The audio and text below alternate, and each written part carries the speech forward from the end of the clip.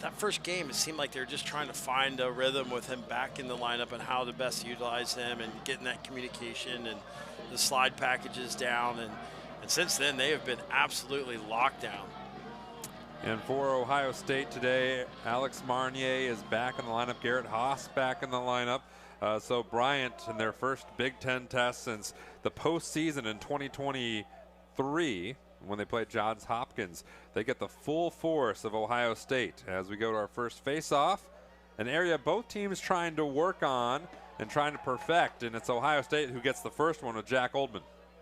Decides to invert, number 24, AJ Monaco, the short stick D midi for Bryant. That just really gets the whole defense, staring back, seeing if they need to support their short stick D midi.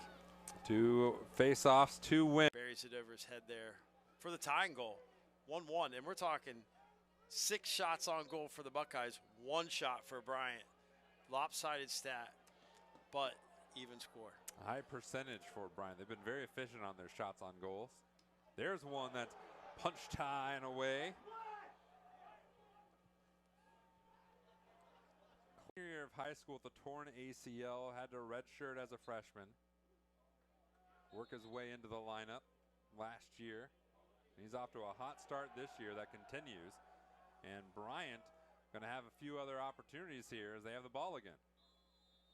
The goalie starts to feel a rhythm of a shooter, and if the shooter doesn't change it up, it's like the definition of insanity is doing the same thing over, looking for a different result, and that's not the case there. 20th goal of the season for the Ontario native. 3rd face-off, or 4th face-off. Yeah, Jack is, he's a special talent out of the Hill School, Canada, where they have this situation where they have this prep school up there that just gets all the best Canadian field players there, and they come down here and play all the top high schools in the country in the United States here. And what a great opportunity for them to have Brody Merrill.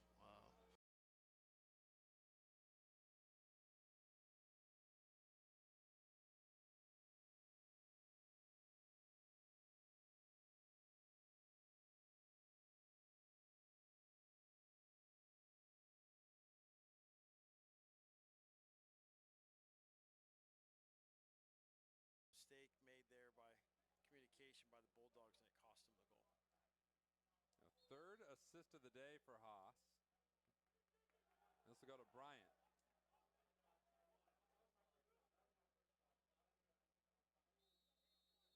I'll say as a coach, generally three goals is manageable. 4 goals. Now Bear to 2. So it's a little bit out of the danger zone.